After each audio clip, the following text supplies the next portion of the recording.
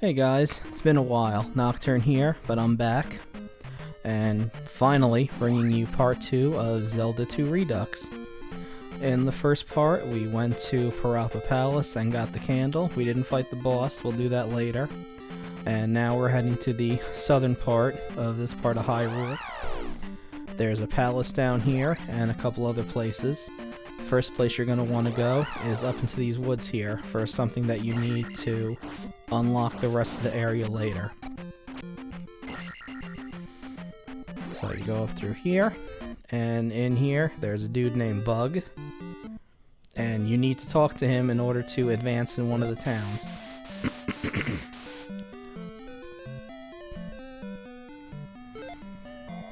Now, in the original version, his name is translated as Bagu, but in here they kept his name as Bug in order to tie him in with the dude named Error in the other town we were at earlier.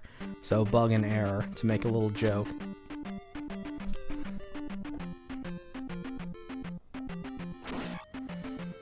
And this bridge here, you're always going to have an encounter on it. Some places where you go, there'll always be an encounter there. It doesn't matter if it's on a path or not. You saw that earlier in the first part, and you're going to see it much more as the game goes on. And sometimes when you talk to people in towns, they turn into bats and try to kill you. That's just a way of saying that, like, Ganon spies are everywhere. Although most of the people just randomly walking around in town don't have much to say, other than either saying hello or I don't know anything.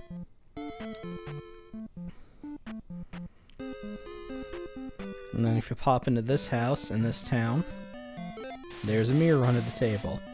How would you know there's a mirror there? I don't know. It's just there. You'd have to guess, I guess, because you don't really get a clue saying that there's a mirror somewhere on a table. Give it to this person, and for that, you get the most important spell in the game, the spell that teaches you how to heal yourself. Because in this game, unlike in the other Zelda games, there's no hearts or anything when you beat an enemy. The only way to heal is to use this spell to beat a palace or level up your defense. That's the only way to gain health in this game, otherwise you're stuck. Or if you find a fairy somewhere, that's the other way you could restore your health.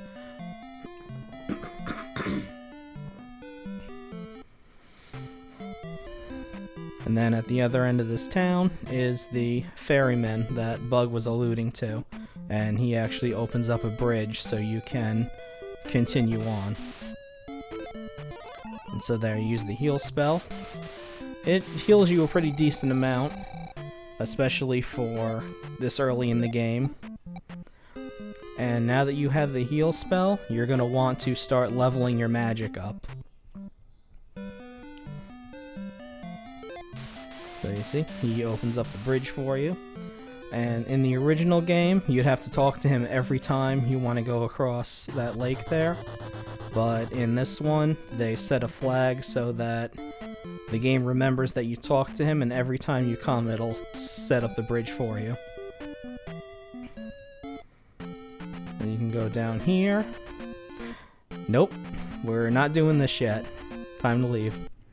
That is the hardest part of the game, and they throw it at you early, which is why it's the hardest part of the game, because you get it so early. We'll be taking care of that later. In fact, in part 3, I believe, is when we take on that part, Death Mountain. And I usually don't go to Death Mountain unless my attack is at least at level 3. Level 4 would be perfect. But that takes a lot of grinding, and I don't really do much grinding, except later. There's like one specific part where I grind at, and I'll let you know where that is. As always, just wait on the path. When you're on a path and a random enemy hits you, there you don't have to do a fight. And you'll find all over Hyrule these little single wood spots and caves that don't lead to anywhere. You should always duck into those because they usually either have an experience point bag or a magic jar or a heart container. They always have something useful inside. They don't usually lead to dead ends or anything like that. And then if it's a cave that's blocked off by something, you definitely want to go in there. Let's head back across the bridge. These damn fish that just pop up at you.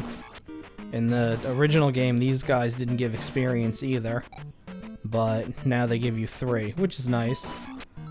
I mean, it's not game-breaking or anything like that. It's just 3 experience points per fish. You'd really have to stay a while to grind on these. Plus, the fact that there are bonefish, grinding on them would probably be really uncomfortable. So you go up here, and this leads to the second palace of the game, the Swamp Palace, which we're going to duck in, get the hammer, and then duck out. And one thing to do about this game, when you enter an area, don't stand near the entrance like I do, because if you get hit enough times, you'll get knocked right back out and have to do it over again.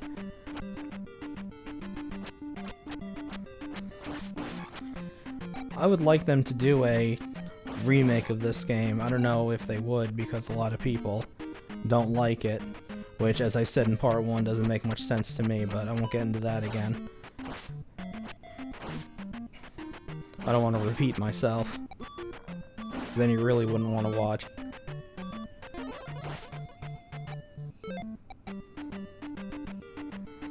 Yep, you got these hoppy guys.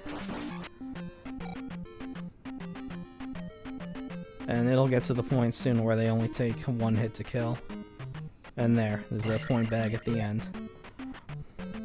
And then I keep boosting that magic up, because the more magic you have, the less MP it takes to cast a spell. That's the major reason why you level up magic in this game. Because that heal spell costs a lot when you first get it. It's like 2 squares of magic it costs in order to use it.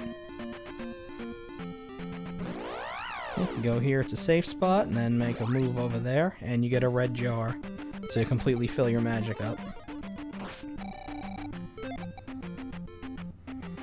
And then just head to the left to get over to the Swamp Palace.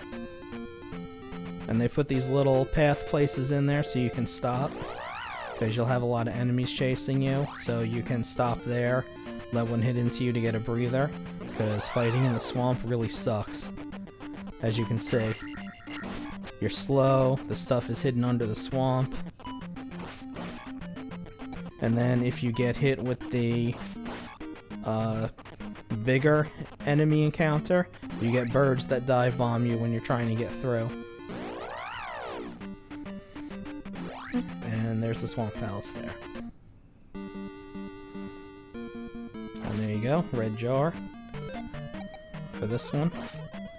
So you get full life and magic when you go in. Now inside here, the item that we're going to get is called a glove. And basically what that item does is you can break certain blocks with your sword when you get it, which you're going to need in order to progress. Sorry for clearing my throat. I'm just getting over being sick. That's the main reason why it took me so long to record anything.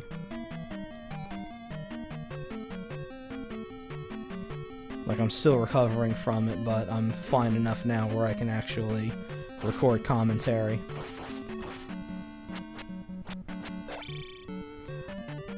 So for in here, you get these guys again, and they're just as annoying as before, especially when they get higher up than you. Although when they get lower than you, then they're really annoying, because like every one of their maces can hit you. And I'm going to use the heal spell a lot, so if that annoys you, well, I don't know what to tell you. That's how it goes.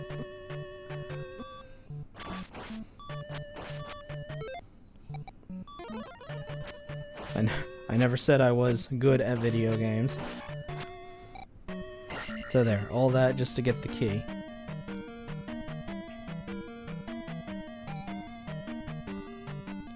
Now for these palaces, I actually looked at maps first, and then I started taking notes on where I needed to go to get the item and leave. For certain palaces, I'm going to walk through from start to finish, but then for other ones, if I'm like low on health or I just leveled up, I'm just going to do a quick save in order to get back to the start of it.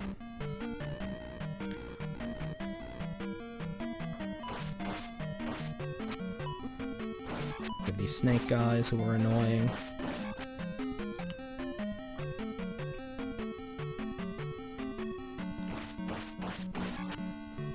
And all of the palaces have these bubble enemies,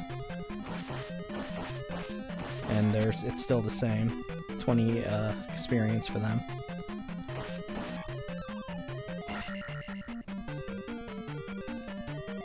Now we have new Stalfos. These ones actually try to jump and down stab on you. So the best thing to do is just to let them jump over your head and walk the other way so they land on the other side, and you can start getting at them again. You get that attack level up. Yeah, for Death Mountain, you're ideally going to want to be at least attack level 3. 4 would be perfect in order to get through, because they start throwing a lot of tough enemies at you in there. And again, we're not going to go for the boss. We're just going to get the item and get out so we can progress further.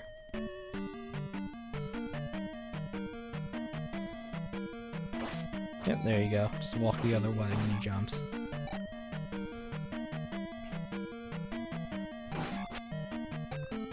Now we have these things. These flying heads that are like the Medusa heads from Castlevania. And they fly in the exact same pattern as well. The downstab works really good on them.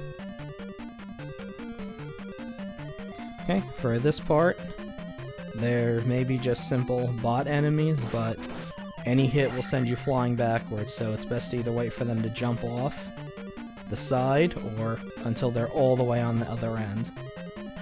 Because you don't want to have to instant death and then start the room over again.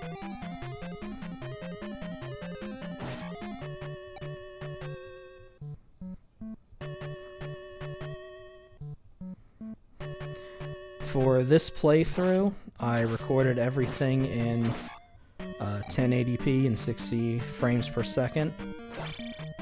It led to a lot of times where it might stutter or look slow.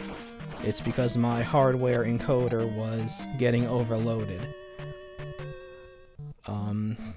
It's not that visible here in this part, but in later parts it does. It stutters quite a few times, and I apologize for that.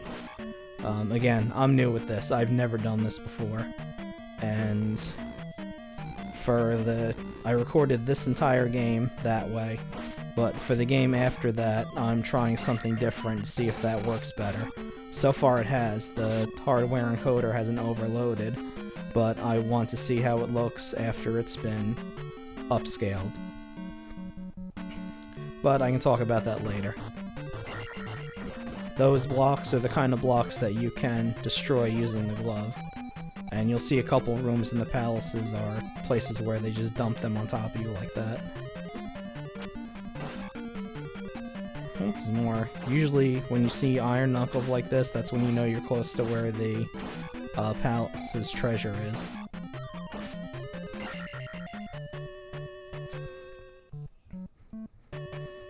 They usually have 2 or 3 sometimes guarding it. And we got the red ones, which are tougher than the orange ones. And then the blue ones are the worst because they actually throw their swords at you.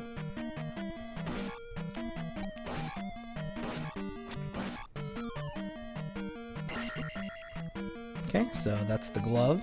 And I'm just going to walk back out because I'm close to a level up, so I don't want to lose that experience. Oh, and there you see the glove. It just breaks those blocks with your sword. Later in this palace, there's a wall of those, so you have to have the glove in order to progress.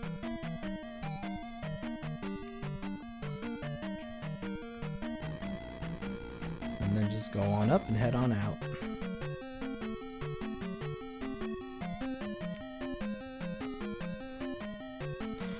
When I first got this game, I had played the original Legend of Zelda before, but I never played this one when I first rented it. But it wasn't a big deal because, like I said before, this and the original Legend of Zelda were the only two Zelda games that existed. So it wasn't a big deal. I just started playing it. At first I didn't like this game very much because of how difficult it was, but the more I played it, the better I got at it. And there you go. That's why you don't jump immediately. That's why you wait.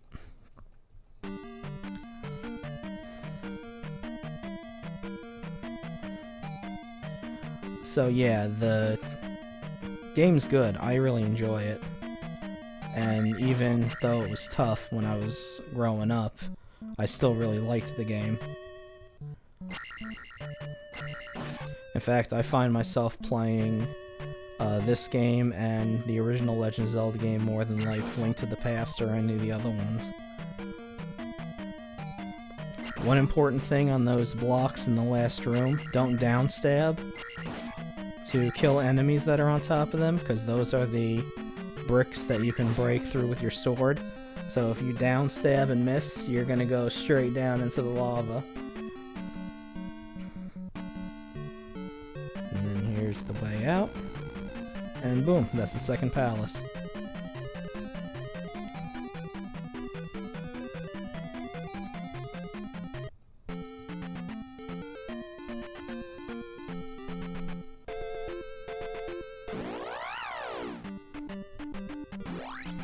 Okay, now you just gotta head back. Head back to Saria, the town with the river. And then you're gonna go through Death Mountain because you can't go anywhere else right now.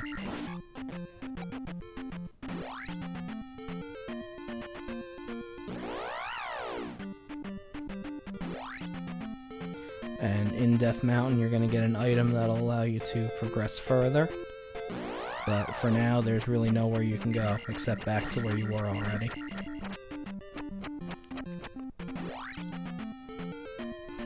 Because that rock is in the way, and the item you get in Death Mountain is going to take care of stuff like that.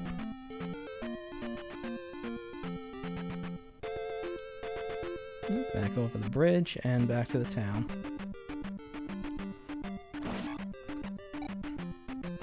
There is some backtracking in this game. I mean, a lot of these older games did that, because they're adventure games. You're going to go through areas that you were once at before in order to progress. But it's not too bad.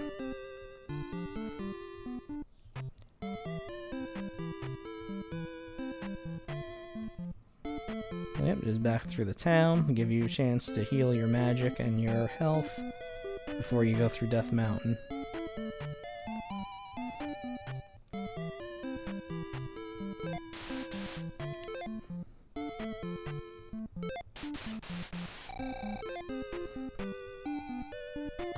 And there you go, the bridge comes up automatically for you.